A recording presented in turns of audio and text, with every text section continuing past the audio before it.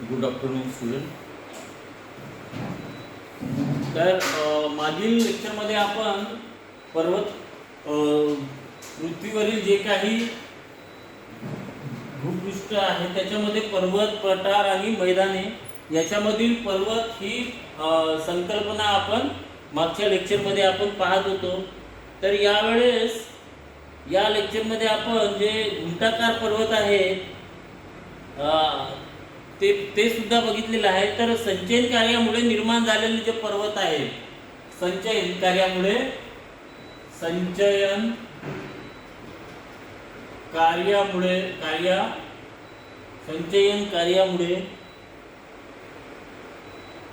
निर्माण झालेले पर्वत, संचयन कार्यामुळे निर्माण झालेले जे पर्वत आहेत त्या पर्वतांविषयी आपण माहिती बघणार आहोत. तर साधारणतः या पर्वताचा जो संबंध आहे संचयन कार्यामुळे जो निर्माण झालेले जे म्हणजे जगातील जेवढी काही पर्वत आहेत ज्यांची निर्मिती ही साधारणतः संचयन कार्यामुळे निर्माण झालेली आहे. तर यांचा संबंध साधारणतः ज्वालामुखीशी संबंध आहे. यांचा इनडायरेक्टली डायरेक्टली संबंध हा ज्वालामुखीशी आहे. साधारणतः ज्वालामुखीचा उद्रेक होत असताना त्यातून शिलारस जो बाहेर पडतो त्या म्हणजे ज्वालामुखीचा उद्रेक झाल्यानंतर शिलारस जो बाहेर पडतो तो बाहेर पडताना साधारणतः त्यासोबत काय विविध प्रकारचे दगडांचे तुकडे, केर, कचरा, त्यानंतर राख तर इत्यादींचा त्यात समावेश होतो. आणि मग ते साधारणतः पृथ्वीवर आल्यानंतर मग ते बाहेर पडल्यानंतर ते साधारणतः त्यांचं संचयन कार्य सुरू होतं. म्हणजे ते थंड व्हायला लागतात आणि त्यांचं संचयन कार्य सुरू झाले, थंड झाले की मग जिकडे तिकडे असा सभोवताली पर्वतांच्या ज्या छोट्या छोट्या टेकड्या आहेत त्यांची निर्मिती झाल्यासारखं आपल्याला दिसतात. आणि तेच म्हणजे काय संचयन कार्यामुळे म्हणजे संचयन कार्यामुळे निर्माण झालेले पर्वत असं आपण त्यांना म्हणतो.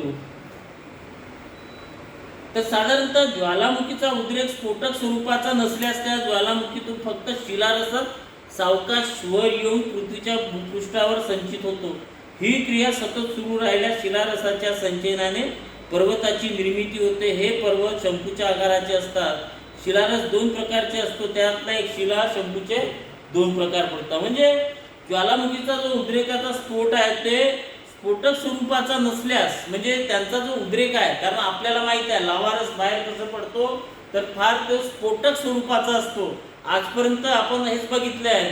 मग ते जॉग्राफिकल चॅनल टीव्हीवर जे दाखवतात त्याच्यामध्ये सुद्धा असं आपण पाहतो की ज्वालामुखी साधारणतः जो पृथ्वीच्या बाहेर येण्याचा जो त्यांचा जो वेग आहे तो साधारणतः फार जास्त असतो असंच आपण बघितलेलं आहे. पण एखाद्या वेळेस अपवाद आला की एखाद्या वेळेस तो शिलारस साधारणतः शांत प्रकारात जर वर येत असेल आणि त्याचं संचयन होत असेल तर त्यालाच काय संचयन कार्यामुळे निर्माण झालेले जे पर्वत आहेत अशी संज्ञा दिलेली आहे.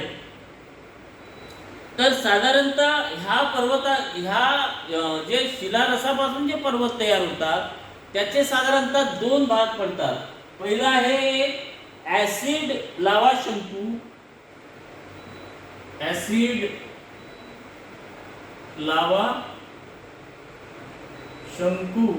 आणि दुसरा आहे बेसिक लावा शंकू. दुसरा आहे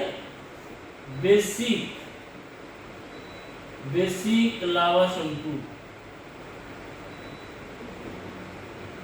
एक आहे ऍसिड लावा शंकू आणि एक दुसरा आहे बेसिक लावा शंकू.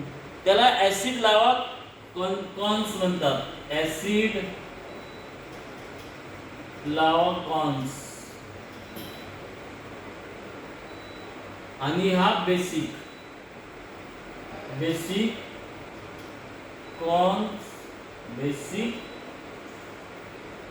लावा कॉन्स. तर ऍसिड लावा शंकू आणि बेसिक लावा शंकू अशा दोन प्रकारचे त्याचे दोन प्रकार पडतात. तर साधारणतः ऍसिड लावामुळे निर्माण होणाऱ्या पर्वतांना ऍसिड लावा शंकू म्हणतो. म्हणजे ऍसिड ज्यापासून म्हणजे ज्या लावामध्ये ऍसिडचं प्रमाण आहे त्या याला आपण ऍसिड लावा शंकू म्हणतो. आणि या प्रकारच्या लावात सिलिकाचे प्रमाण जास्त असते. याच्यात काय सिलिकाचे प्रमाण जास्त असते. या ऍसिड लावा शंकू जे आहे त्या ऍसिड लावा शंकूमध्ये सिलिकाचे प्रमाण जास्त असते आणि म्हणूनच याला ऍसिड लावा शंकू असे म्हणतात. आणि हा सिलिका असल्या कारणाने याचा जो स्ट्रक्चर आहे साधारणतः फार कठीण आणि मजबूत असतो कशाचा ऍसिड लावा शंकूचा. म्हणून त्याला मग तो त्यामुळे भूपृष्ठ आल्यावर हा लावा जास्त दूरपर्यंत पसरत नाही. त्यामुळे त्यांच्या संचयनापासून निर्माण होणारे शंकू घुमटाकार व शीघ्र उताराचे असतात. म्हणजे हा ऍसिड लावा शंकू जो आहे या ऍसिड लावा शंकूमध्ये सिलिकाचे प्रमाण हा जास्त असते आणि या सिलिकाच्या प्रमाण अतिशय जास्त असल्या कारणाने हा असा घट्ट प्रकारचा असतो. म्हणून तो सर्वत्र असा पसरत नाही. तो सर्वत्र पसरत नाही. त्याच्यामुळे त्याची जी निर्मिती आहे ती मग याच्यापासून जे पर्वत निर्माण होतात ते साधारणतः अतिशय तीव्र उताराचे आणि घुमटाकार असतात आणि ते शीघ्र उताराचे असतात. तर मी तुम्हाला आकृतीच्या साहाय्याने काढून दाखवतो. तर साधारणतः जे ऍसिड लावा शंकू जे असतात ते साधारणतः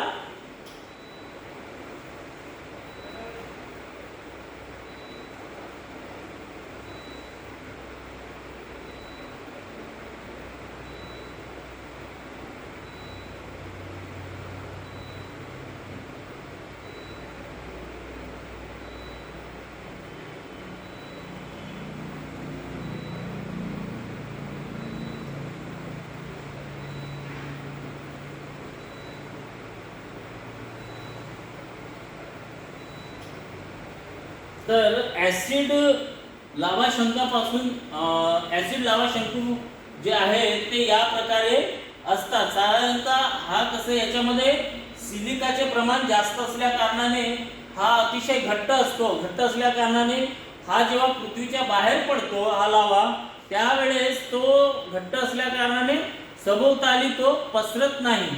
बरोबर आहे. इकडे तिकडे तो पसरत नाही आणि त्याच्यामुळे मग हे अशा प्रकारचे शंकू तयार होतात किंवा निर्माण होतात. आणि याचा उतार सुद्धा काय तीव्र असतो. याचा उतार अतिशय तीव्र असतो आणि यालाच ऍसिड लावा शंकू असे म्हणतात. मग दुसरा आहे बेसिक लावा शंकू. दुसरा कोणता आहे बेसिक लावा शंकू. हा आहे बेसिक लावा शंकू. तर बेसिक लावा शंकू त्याची आकृती पाहू आपण. साधारणतः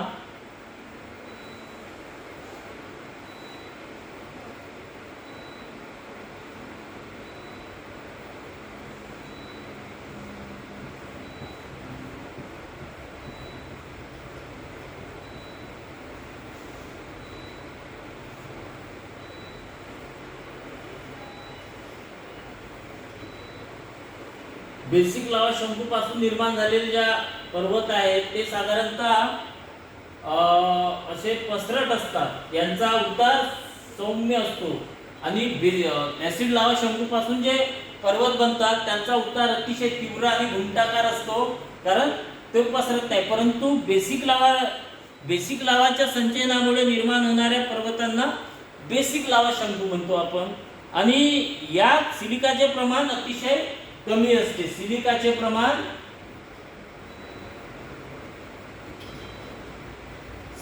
प्रमाण अतिशय कमी असते. सिलिकाचे प्रमाण कमी असते आणि सिलिकाचे प्रमाण कमी असल्याने हा लावारस जो आहे अतिशय पातळ असतो. लावारस अतिशय पातळ असतो. त्यामुळे भूपृष्ठावर आल्यावर तो दूरपर्यंत पसरतो. त्यामुळे या लावारसापासून निर्माण झालेले पर्वत अधिक विस्ताराचे, कमी उंचीचे व मंद उताराचे असतात. तर साधारणतः बेसिक लावारस पासून जे बनलेले जे पर्वत आहेत किंवा शंकू आहेत ते साधारणतः याच्यामध्ये सिलिकाचे प्रमाण अतिशय कमी असतो आणि त्यामुळे हा लावारस पातळ असतो. आणि जेव्हा हा भूपृष्ठावर येतो त्यावेळेस काय पातळ असल्या कारणाने तो संपूर्णतः म्हणजे जास्त पसरतो. कंपॅरेटिव्हली ऍसिड लावा ज्या आहेत त्याच्यापेक्षा हा पातळ असतो आणि त्याच्यामुळे सर्वत्र पसरतो आणि त्यामुळे यापासून जे पर्वत निर्माण होतात एक तर त्याचा उतार कमी असतो आणि उंची सुद्धा कमी असते आणि पूर्ण भूभागावर हे पसरलेले असतात.